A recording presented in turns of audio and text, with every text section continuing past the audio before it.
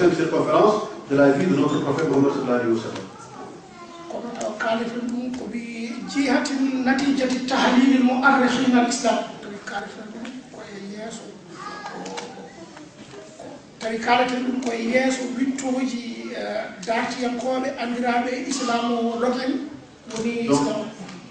Nous allons le parler au nom des écrits de ceux qui sont réputés être des historiens, des islamologues réputés et importants, des historiens de cette tradition de la vie du prophète Mohammed sallallahu alayhi wa sallam.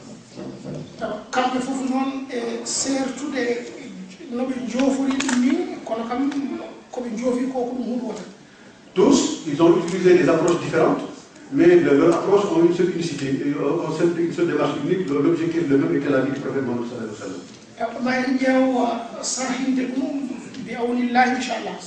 Nous allons essayer donc d'expliquer et d'expliciter cela de la manière la plus claire possible.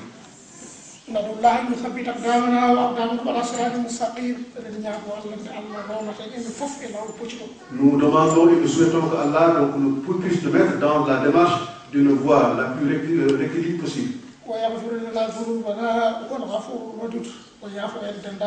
Et aussi qu'il nous pardonne l'ensemble des péchés que nous aurions pu commettre pendant cette séquence.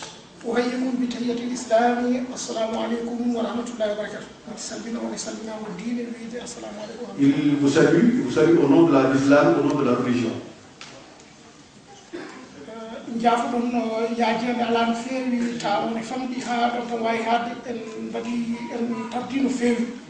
Il s'excuse du retard qui a été pris, dont il n'est pas responsable, parce que c'est Mamadou Dem qui est en partie responsable de ce retard-là, et je m'en excuse.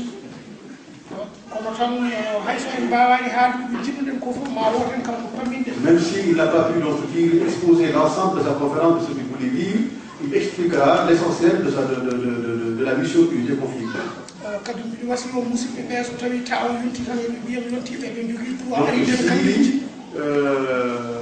Nos parents qui sont là, qui sont responsables de cette manifestation, si le temps qui lui est imparti donc est terminé, qu'on lui dise automatiquement que le temps est terminé pour qu'il puisse passer la parole à quelqu'un d'autre.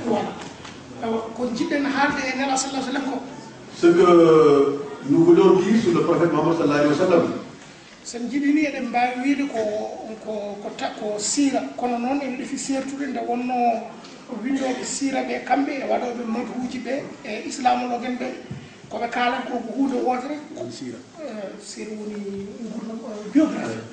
Donc voilà. Donc ce que nous allons parler donc de la vie de Mohammed sallallahu alayhi wa sallam, c'est à la fois autant sa biographie personnelle, autant son parcours historique, et aussi dans l'ensemble donc des incidences de sa vie en religion que les islamologues rendent compte. Voilà, parce que l'islamologue c'est lui-même et halobe sira madu ko kambe be kala ko abito e hakkille kala neddo tawa neddo fof ene faama dum e kala do jangema ko tolni. C'est-à-dire que les islamologues, ce qui les différencie de ceux qui font la biographie du prophète, c'est qu'ils interviennent au niveau de l'intelligence de la personne pour que cette personne, à son niveau propre, à quelque niveau que ce soit son instruction, pour qu'il puisse comprendre effectivement donc, la vie du prophète Mohammed sallallahu alayhi wa sallam.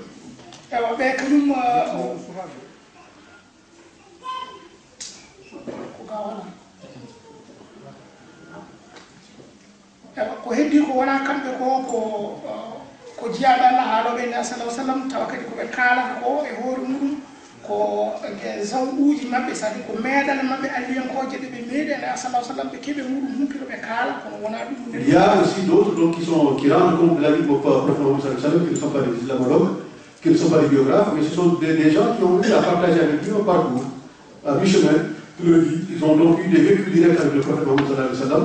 Donc à partir de ces vécus, ils rendent compte de ce comportement, de ce qui a été fait, de ce qui a été dit. Et ça, c'est plus compliqué à comprendre parce qu'ils rendent compte des faits, des gestes qui sont donc liés à des parcours en commun.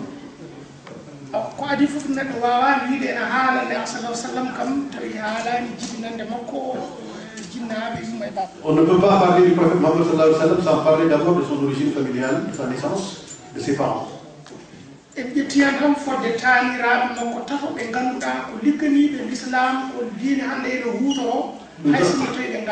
Donc il parle de trois principes, de trois aïeux de ses aïeux, qui sont donc ses ascendants, qui, de par leur comportement, ont eu à travailler pour l'islam, Et aujourd'hui, donc, l'islam se sert de ces aïeux-là. Même s'ils n'étaient pas musulmans, leurs comportements ont été donc intégrés et interprétés dans les prémices d'un processus d'arrivée de l'islam et par lesquels donc Mohammed sallallahu alayhi wa sallam a pu le prendre. Il y a donc le premier qui s'appelle Moussaï. Si on entend parler des Quraysh, c'est lui Moussaï. Si ce n'est pas lui, les Quraysh n'existeraient pas. Ce sont donc des résultats égyptologiques, des résultats archéologiques et des résultats liés à la science islamologique qui ont permis de démontrer cela. Parce que c'est lui qui a travaillé à l'unicité et à l'unité des Quraysh. Il les a enlevés dans la dispersion pour les mettre dans un lieu unique et unifié. Il a construit des maisons. Il est connu pour Darun Nadawati.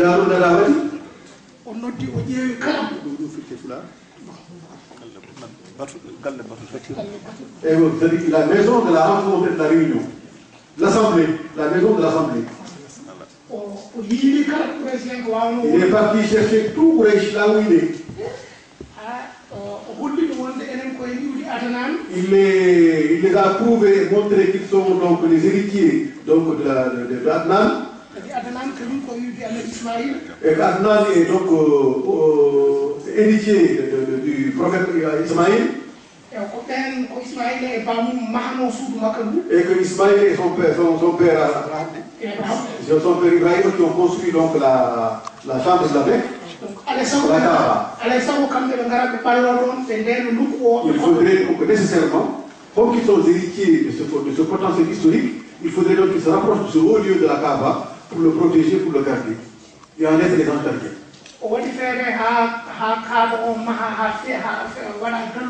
Il a fait en sorte que la Kaaba puisse bénéficier d'une clôture de protection. Avec des portes d'entrée. Avec des portes. Avec des clés, des portes fermées à clé.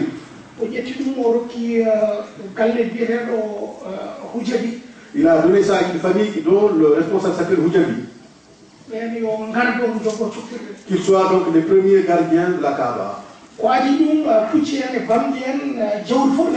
Avant donc cette mobilisation des Quraysh, les ânes, les chevaux, tous les animaux donc rentraient dans la Kaaba. Cette famille des Hussein qui avait cette maison, c'était les clés de cette comme gardien. Le prophète Mohammed sallallahu alayhi wa sallam le confirme.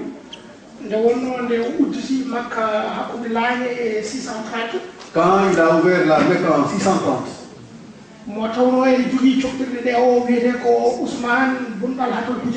Il a donc trouvé une personne qui s'appelle Ousmane Bounarab. Qui s'appelle Ousmane, c'est lui qui avait donc les clés comme gardien de la Kaaba. Sayyidina Aliou, donc qui est donc le gendre du prophète Mohammed, son frère à la fois et gendre, donc a repris les clés de ce gardien. À ce moment-là, Dieu a descendu donc le verset du Coran. Il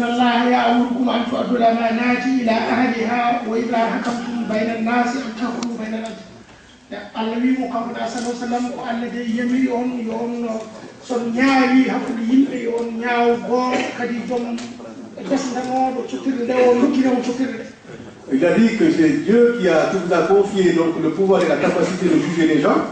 Mais si vous jugez les gens, il faut juger la vérité. Donc en jugeant la vérité, vous devez remettre les clés à celui qui les avait avant que vous soyez là. Et le prophète donc, a appelé Ali, donc transmis donc, cette injonction de Dieu. Ali donc a appelé Ousmane qui avait les clés avant Zali. Et le prophète donc lui dit le verset du Coran descendu par Dieu au moment où effectivement Ali avait repris les clés de ses mains et il a remis les clés en même temps. Celui-ci, donc, se mit à genoux, il invoqua Allah et son prophète reconnu donc le Dieu, que le prophète Mohammed et son messager. Et à ce moment-là, il embrasse l'islam. Oui, donc il dit au prophète que ton Dieu est unique et honnête. Après Ousmane, c'est Hassim qui a c'est Hassim qui a remplacé. Son vrai nom est Omar. Hassim firtata e demgal janete Quraysh ko Karaysi. Hassim signifie dans la langue des Quraysh le généreux. C'est ce qui lui a dit pour lui a donné le surnom de Hassim, mais son vrai nom c'est Omar. Donc c'est pour cette raison, comme il a eu donc le titre de généreux, que tous ceux qui sont sortis de lui, toute sa générosité, toute sa descendance, ont été donc appelés les venants de Hassim. Ce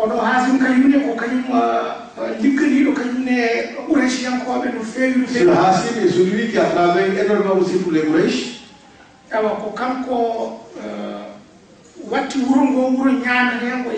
C'est grâce à lui que le village est devenu un village rassasié, un village où il n'y avait pas de pauvreté, un village où il y avait d'égalité, un village où tout le monde a accès à l'alimentation de manière correcte.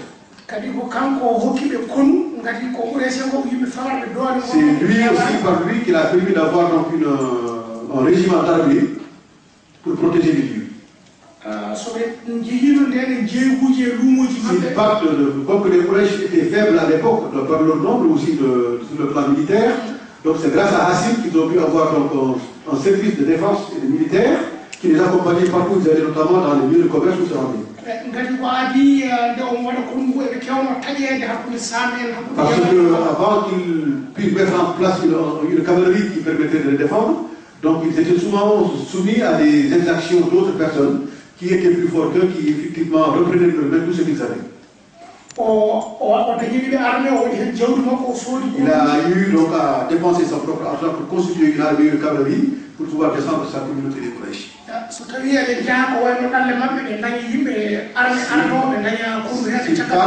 S'ils partent donc dans les différents lieux où ils vont pour le commerce ou pour leurs affaires personnelles, ils ont à la fois au devant comme derrière, donc des cavaleries et un système de défense qui les protège.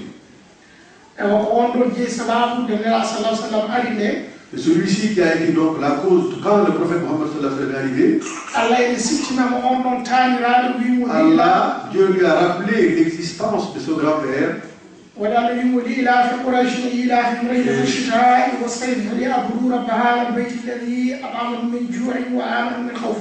Donc Dieu lui a rappelé donc le verset de l'Ilaf Quraysh.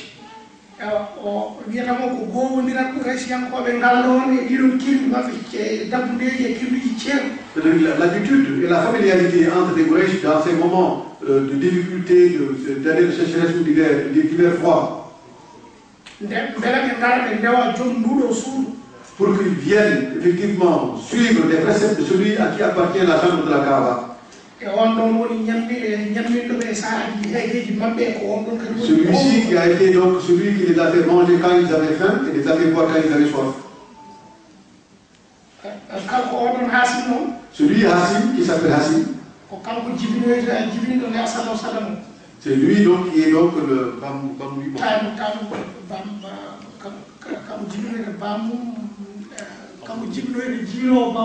donc il est donc l'allié, celui qui est donc, il est donc le père du grand-père du prophète Mohammed, c'est-à-dire le père du père Mohammed, du prophète Mohammed.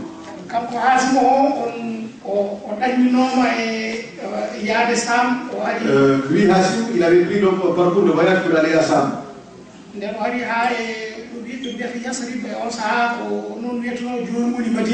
Quand il est arrivé à l'époque, on appelait le lieu Yassrib, mais qui a pris le nom de Madina après.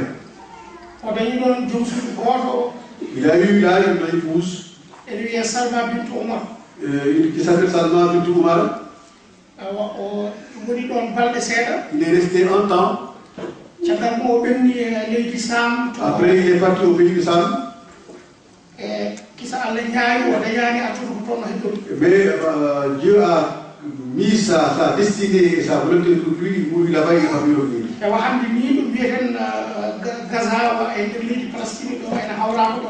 Donc il est dans les historiens, d'après les historiens et les archéologues, donc il est islamologue, donc il est reconnu aujourd'hui qu'il est mort dans ce qu'on appelle aujourd'hui les territoires palestiniens.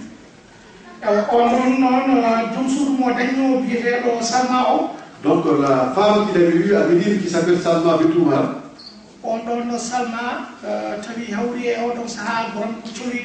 elle était enceinte de lui.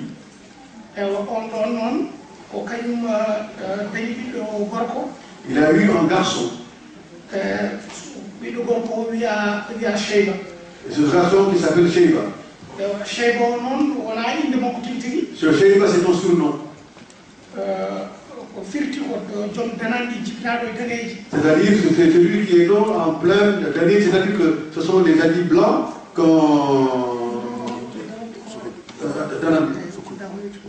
Ah, c'est quelqu'un qui est long, qui est né avec les cheveux blancs sur la tête. C'est pour ça qu'on l'appelle Shaiba. C'est-à-dire, ça s'appelle en couleur de mais ce sont des cheveux blancs qui sont nés sur Dieu. Simultanément, quand il est né, il est venu avec des cheveux blancs.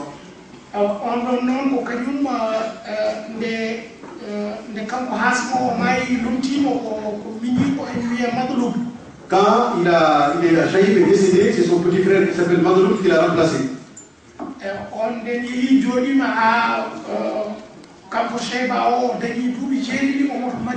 Quand Shaïb a eu 7 ans au niveau de Médine, Madloub est parti chercher Shaïb à Médine pour le ramener à la Mecque.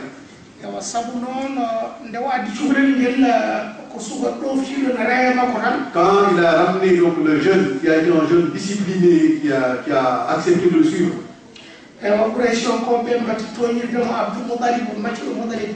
celui-ci, donc, par la discipline et par le respect qu'il avait pour Moutalib, donc les Quraysh le taquinaient par l'esclave Mohamed, l'esclave de Moutalib, c'est-à-dire Abdul Moutalib. C'est pour cela qu'on l'a appelé Abdul Moutalib. Ce Abdul Moutalib là, il a eu à servir l'islam beaucoup. Quand il a eu à remplacer à la tête des Quraysh,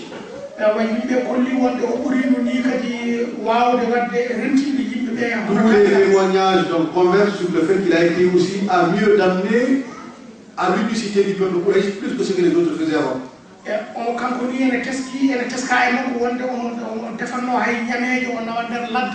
Il a été remarqué que lui-même il faisait des plats et qu'il amenait à l'extérieur du village jusque très loin dans la bouche pour donner ça à des personnes qui n'habitaient pas dans la zone des Quraysh mais qui habitaient dans cette brousse-là et il leur donnait à manger. Il donnait aussi à l'ensemble de la créature de Dieu qui était composée aussi autant d'humains que d'animaux. C'est lui que Dieu a magnifié. Et à travers son sommeil, Dieu lui a permis de rêver.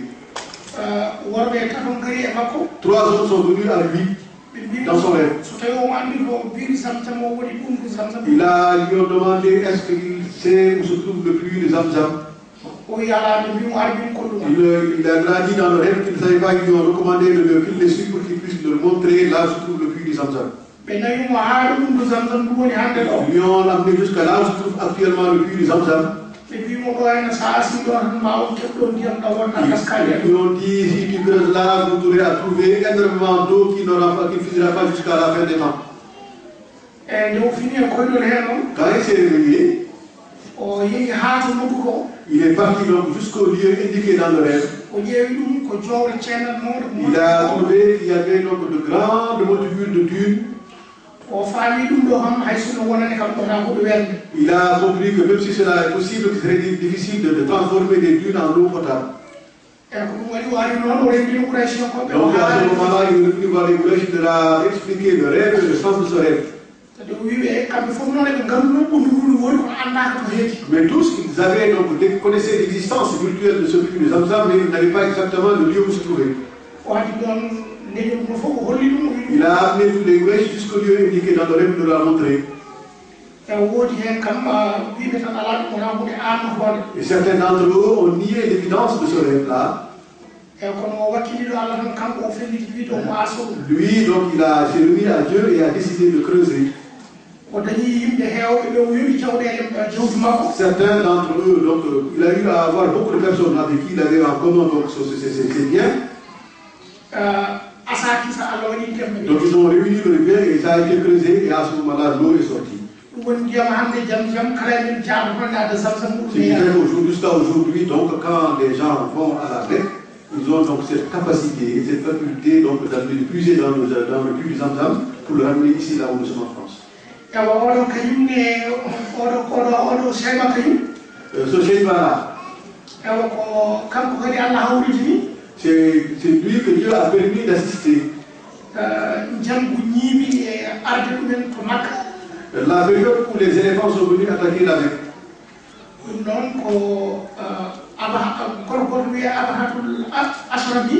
C'est un homme qui s'appelait Abatul Asharabi. C'est celui-ci qui était à l'origine de ces mouvements-là. Ces aïeux étaient ceux qui gouvernaient la Mecque. Ils viennent du Yémen. Mais compte tenu de l'état de force, des nouvelles forces que constituent les Quraysh,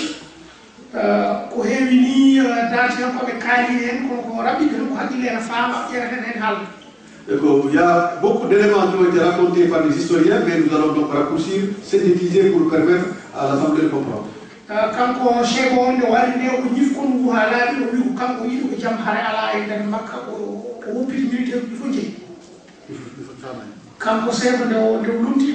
Quand Sheba a remplacé le pouvoir au niveau de la Mecque, il a libéré l'ensemble des militaires qu'avait créé Hashim avant. Donc pour le dire que lui, il ne voulait pas donc d'un peuple guerrier, mais qu'il voulait donc un peuple de paix et de convivialité qui vivent ensemble.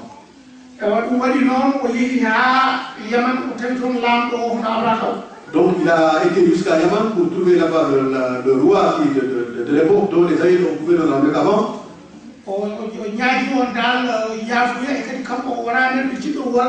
Donc il a demandé donc, à vivre en paix avec celui-ci. Lui, il est quelqu'un qui ne souhaite pas donc, vivre en conflit armé, ni de sacrifice, ni pour des raisons de défense militaire. Mais celui-ci lui dit que je sais pourquoi tu fais ça, parce que certainement, comme tu as peur, tu as entendu que je suis venu casser la Kaaba, donc c'est pour cela que tu viens me voir pour me demander de faire la paix, parce que tout simplement tu as peur.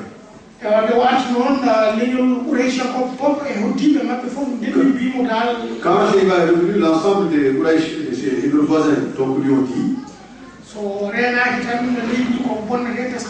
s'il ne faut pas attention que le pays va être remis en cause et déstabilisé parce que les gens du Yémen sont dans ces prédispositions-là.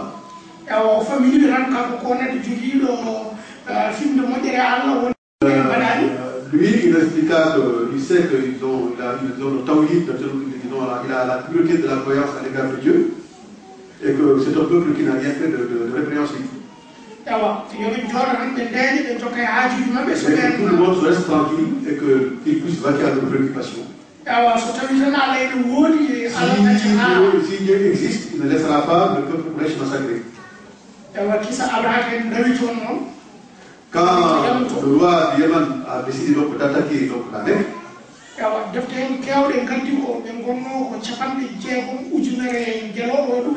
donc certains ouvrages de l'histoire disent que les régiments militaires d'Abraham étaient 60 000 éléphants. Il y a d'autres qui contestent ce chiffre de 60 000 en disant qu'il était moins.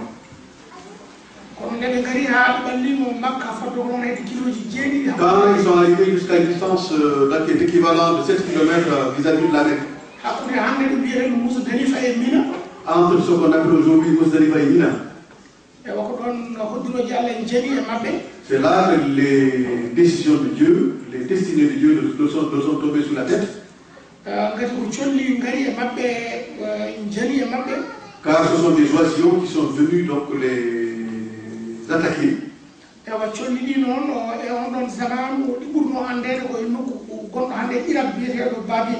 Ces oiseaux donc, sont beaucoup plus connus dans une zone aujourd'hui se trouvant dans le territoire irakien qui s'appelle Bali. D'habitude, ils ne venaient pas jusqu'à la Mecque. Parce que à l'époque, dans ces territoires, il y avait toujours des peuplements, à la fois en humain, mais aussi des peuplements en termes d'animaux sauvages, que ce soit au niveau des volailles ou des volatiles ou des animaux donc, sauvages, reptiles ou mammifères. Ces oisillons donc, sont venus les attaquer avec des pierres chaudes dans le bouche. Et leur ont lancé des pierres chaudes par le bouche, par le bec.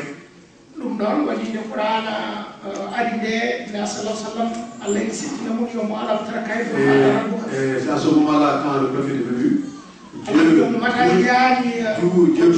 lui a descendu dans le verset à l'Amtrakaï par rapport aux sacrifiés. Là, tu as vu ce que Dieu avait fait avant. Est-ce que leurs travaux, leurs missions n'ont pas été faits, n'ont pas suivi l'oubli? Je vais envoyer des oisillons qui sont venus de Babylone. Il leur a amené des pierres à travers le bec qui vient de l'enfer. Jusqu'à ce que l'ensemble de l'espace occupé par le régiment ennemi devienne en espace vide.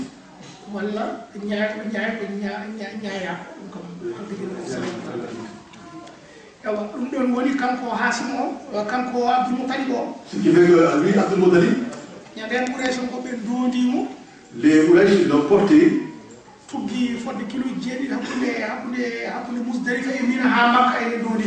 Ils l'ont porté sur la distance de 7 km entre Muzdalifa et Mina et la Mecque. C'était quelque chose de très bizarre. Lui aussi, il a obtenu donc, une renommée importante. Tous, ils acceptèrent donc sa parole et restèrent derrière lui.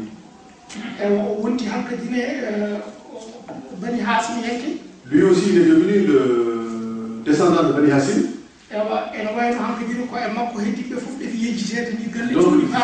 Donc c'est à travers lui que presque tous les autres Bani Hassim ont fait pratiquement l'objet d'oubli de par la magnificence dont ils faisaient l'objet.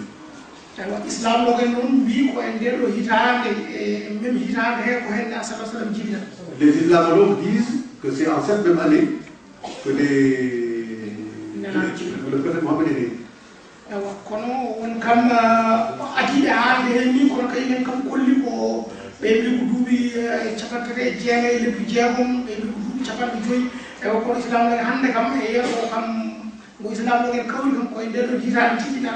Donc il y a certains qui disent que le prophète est né 39 ans ou 59 ans après, mais il y a beaucoup d'autres personnes qui disent effectivement que c'est en cette même année que le prophète Mohammed est né. Oui, Mohammed, quand ils l'ont porté jusqu'à la Mecque.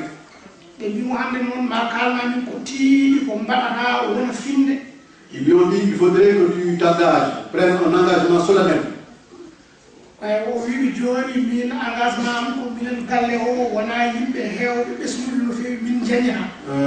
Notre engagement est lié au fait que notre famille n'est pas une famille dont le lignage est très restreint.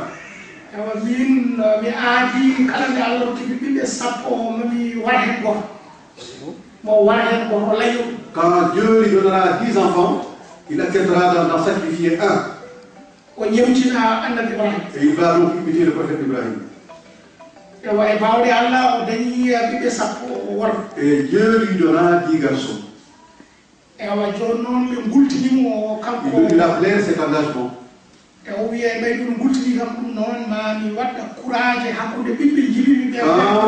Quand il a dit que quand vous me l'avez rappelé, je vais faire un tirage au sort entre mes enfants et celui sur lequel le sort tombera, donc sera celui qui sera sacrifié.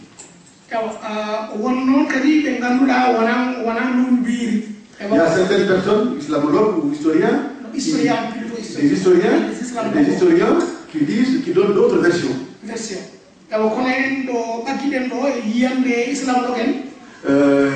Lui, il s'appuie sur le point de vue des islamologues. Il avait donc un tirage au sort entre ces 10 garçons. Et le sort est tombé sur son fils qui s'appelle Abdullahi. Et c'est celui-ci, effectivement, qui est donc le père du prophète Mohammed sallallahu alayhi wa sallam. Quand il prit Abdullahi pour le sacrifier, les Quraysh, surtout la lignée maternelle d'Abdullahi,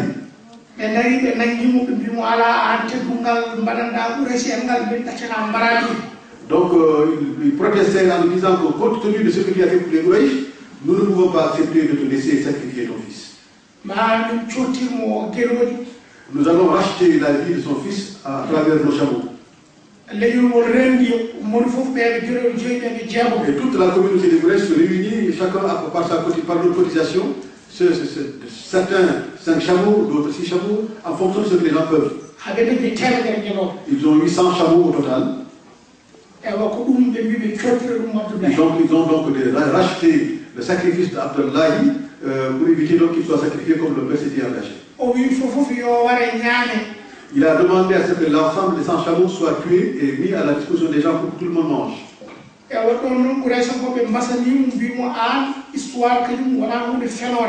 Et les Quraysh lui ont dit que l'histoire ne ment jamais. Comme que son arrière Ismaïl a été racheté par un mouton, mais lui, Abdullahi, il a été racheté par 100 chameaux. Parce que l'histoire a plusieurs portes d'entrée. En dehors de ce qu'a dit le livre de Dieu qui est le Coran, en dehors de ce qui a été dit dans la tradition du prophète Mohammed lui-même, les musulmans ont jugé que chacun a le pouvoir de rechercher, de retrouver, pour effectivement donc, découvrir ce que tout un chacun peut découvrir en fonction de la porte d'entrée par laquelle il entre dans le sujet de recherche.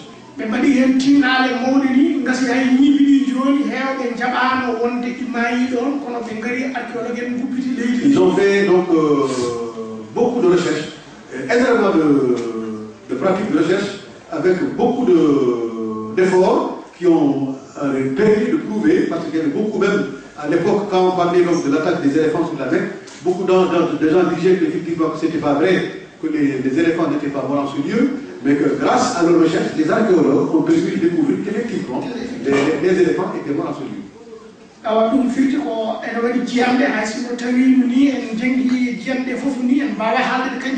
Il y a donc plusieurs portes d'entrée, plusieurs approches, que nous ne pourrons pas donc tout énumérer. Mais quiconque fait de la recherche part d'un postulat, part d'un sujet de recherche, part d'une hypothèse de travail. Donc, c'est comme ça qu'Abdullahi, le futur père du prophète Mohammed sallallahu alayhi wa sallam, a eu la vie sauve grâce à ce sacrifice et grâce au rachat du sacrifice dont il a été l'objet. Ainsi, Abdullahi lui-même, quand il a grandi jusqu'à la période où il devait donc se marier, entre ses 23 et ses 24 ans, son père Abdul Muttalib, c'est lui qui est parti de choisir une fille qui s'appelle Aminata. Ils sont de la même famille, de la même lignée et de la même généalogie. Comme eux tous, ils sont les descendants d'Abdou Manaf. Il a épousé Aminata. Mais lui, Abdullahi, il n'a pas eu une vie longue parce qu'il est mort très jeune, à l'âge de 25 ans.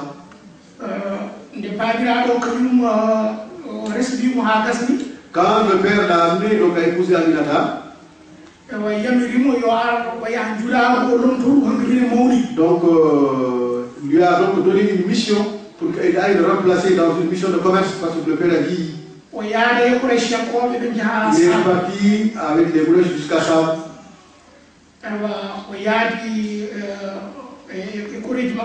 Il est parti avec ses parents Quraysh. Il est tombé malade là-bas, une maladie très grave. Et là où son grand-père Hassim était décédé. Et donc il est revenu en cours de route. Il est revenu jusqu'à Médine. C'est là que la maladie donc, a pris le dessus sur lui.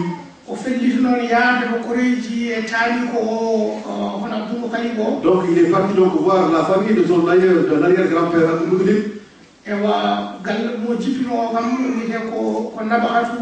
La famille où il était arrivé donc, pour se reposer, c'était la famille de Nabaghatou. Ce sont des descendants de Bani Najjar. C'est la famille maternelle de son grand-père.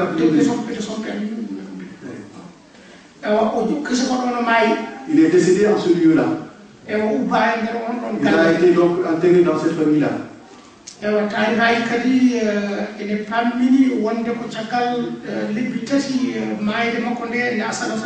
Donc les historiens donc, disent que c'est 3 mois après le décès d'Abdullah ibn Abdul Muttalib que le prophète Mohammed sallallahu alayhi wa sallam. Sa naissance a eu lieu le 22 avril. L'an 570. Et le calendrier grégorien, l'an 570.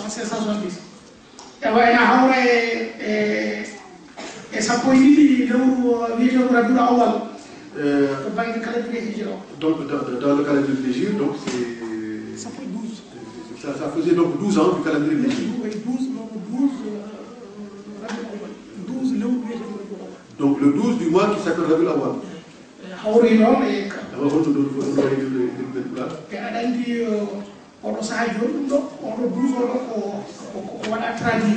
Parce que on s'arrête au hijra. D'accord. Parce que c'est une traduction parce qu'à l'époque l'Égypte ne peut pas encore arriver. On s'arrête donc ils ont s'appuyaient donc pour déterminer les périodes et les datations sur l'attaque de la période des éléphants sur la Mecque et donc la date de départ de la datation. Voilà.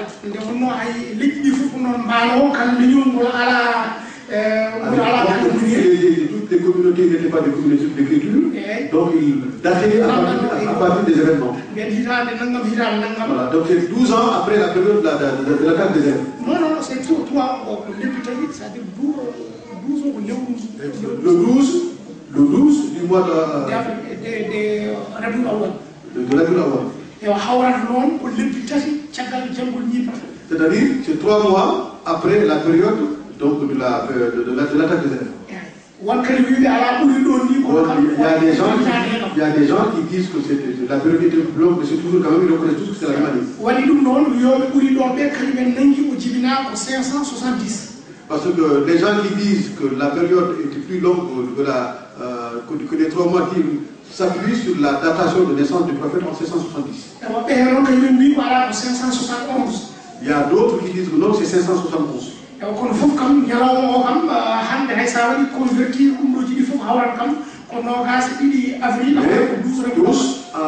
ils acceptent le principe que c'est le 22 avril 1570 ou 570. Lui, le prophète Mohammed sallallahu alayhi wa sallam,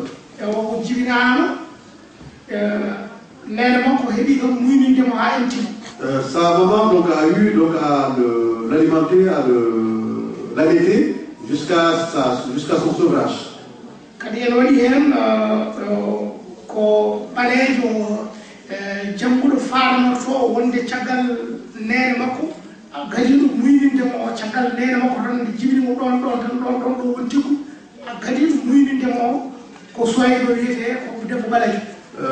On dit aussi qu'en dehors de sa mère, qu'il a allaité au moment de la naissance, la première femme qui a eu à allaiter le prophète est une femme noire qui s'appelle Soyibat.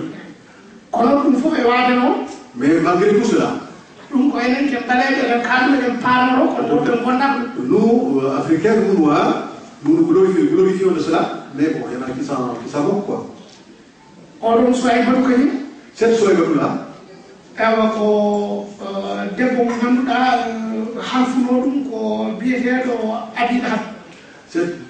il était une esclave de Abi Lahab.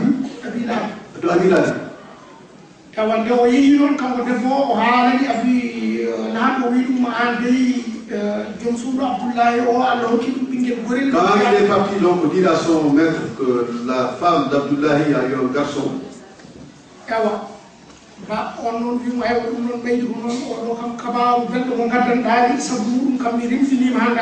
et celui-ci donc disait que compte tenu de cette bonne nouvelle que tu m'as amenée, à partir d'aujourd'hui je te remets à ta liberté, donc tu recoupes ta liberté et ta dignité.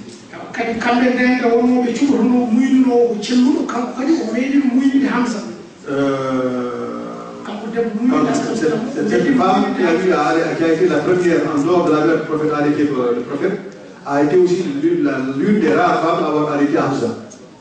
Parce que à l'époque, on donnait l'allaitement différent de celui de la mère à des femmes qui étaient bien portantes.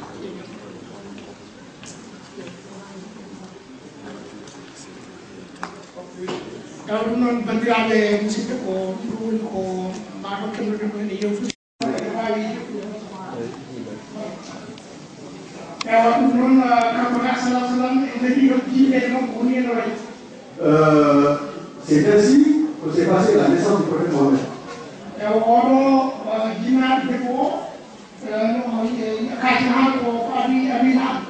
Lui, Abi Lahab, à cause de la joie qu'il a envoyée par la naissance du prophète Mohammed,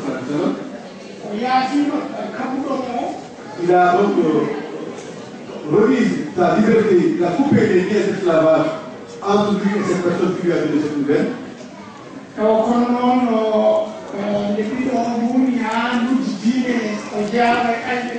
Mais quand le prophète grandit et a appris à la vie musulmane, il était depuis l'un des plus grands adversaires et des plus grands ennemis du prophète. Jusqu'à ce que Dieu descendit sur le prophète, c'est sur lui, le verset qui s'appelle Tabadiyata Hadilal.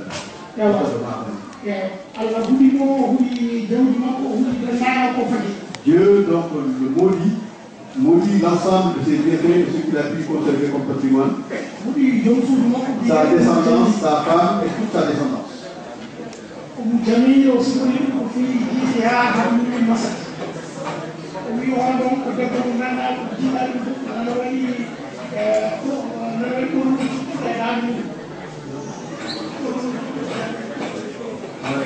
C'est-à-dire que cette femme du Guadeloupe qui est devenue femme très dangereuse en 1976,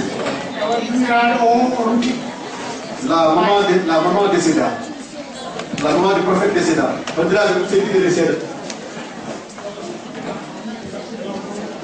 On a dit.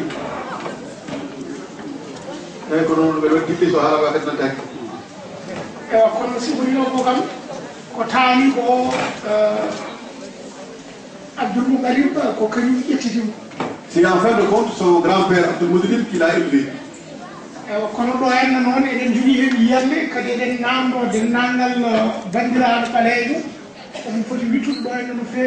Lui, il a un point de vue et il demande aussi l'ensemble de la communauté noire africaine donc de faire des recherches sur ce point-là.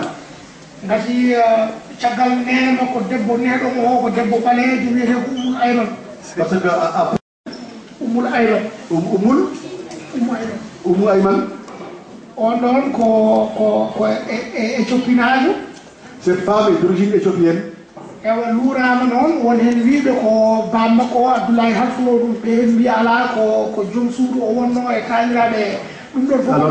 il y a des divergences sur son statut. Il y a certains qui disent qu'il était l'esclave du père Mohammed, mais il y a d'autres qui disent que non, il était une des épouses des grands-pères de Mohammed.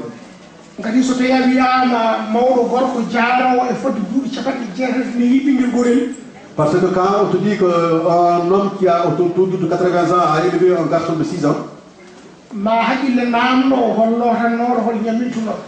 les gens se posent des questions pour savoir qui nourrissait cet enfant, qui l'habillait, qui le lavait. Mais cette femme était donc cette femme noire originaire d'Éthiopie qui s'appelle Ayman.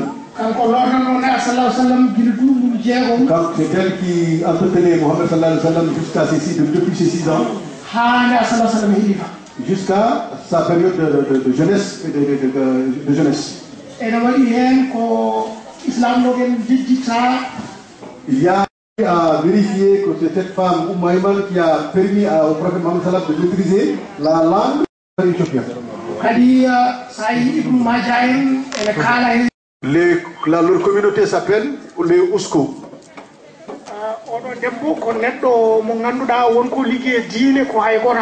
Cette femme a énormément travaillé pour les bienfaits de l'islam, mais qui a été passée sous silence. Il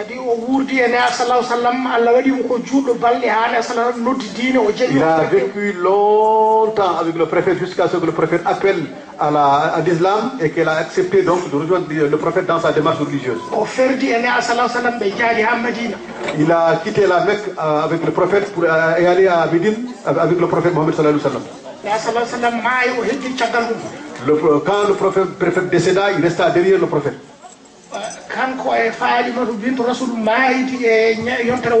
Lui et la fille du prophète Mohammed sallallahu alayhi wa sallam, elles ont décédé toutes les deux en même temps. Cette femme-là,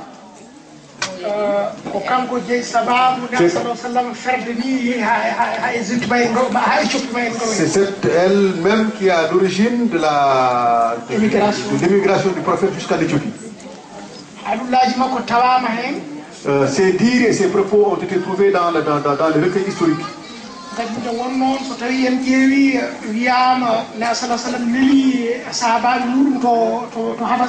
Parce que quand on a dit que le prophète a envoyé à missionner ses compagnons à Habas, ils ont commissionné un courrier qui est parti là-bas. Cette lettre a été lue. Cette lettre a été lue à une personne qui s'appelle Nida Sulbari.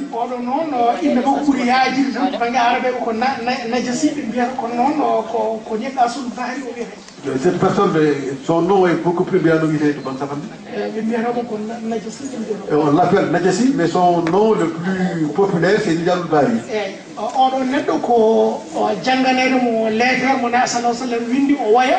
Cette lettre qu'on lui de transmettre le courrier du prophète et que ce courrier donc lui fasse pleurer. Parce que tout simplement il comprenait clairement ce qui était dit dans ce courrier-là. Parce qu'il était clair qu'il n'était pas arabe et qu'il ne parlait pas la langue arabe. Donc cette langue qui a été écrite dans une langue que quelqu'un qui ne parle pas arabe, qui ne comprend pas arabe, lit et pleure, dans quelle langue a été écrit ce courrier? Le docteur Massoudi, qui est originaire du Soudan,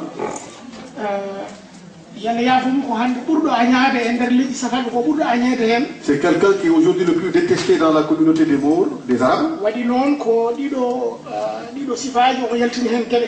qu'il est à l'origine de la sortie de l'ensemble de ces éléments qui jusqu'ici étaient cachés. Dieu, le prophète Mohammed a écrit ces messages. L'écriture est l'écriture arabe, mais le parler n'est pas arabe. Le parler est tajari. C'est pour cela. C'est pour cela.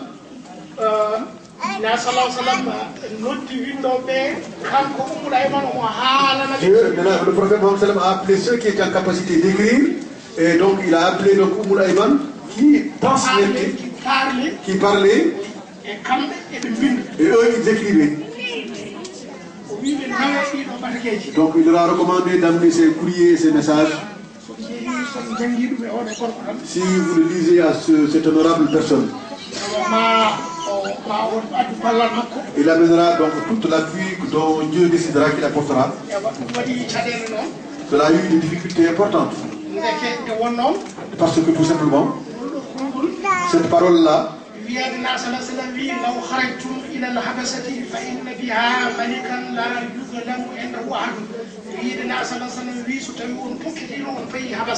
le prophète avait dit que le jour où vous partirez en direction de Habas, Vous trouverez là-bas un roi dont personne n'accuse, personne ne peut être victime de malversation auprès de lui.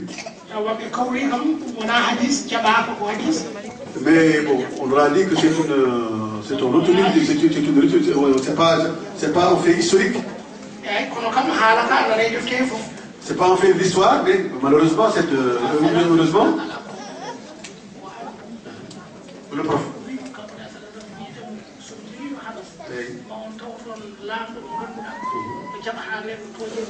C'est-à-dire qu'il a dit que si vous allez à Abbas, vous trouverez là-bas un roi qui n'acceptera pas qu'on mette des mensonges sur quelqu'un,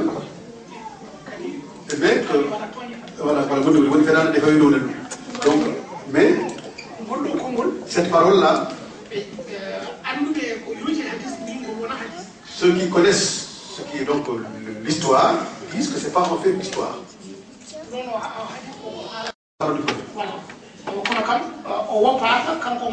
Mais cette parole n'a jamais été effacée. Voilà, donc nous allons donc passer à la prière.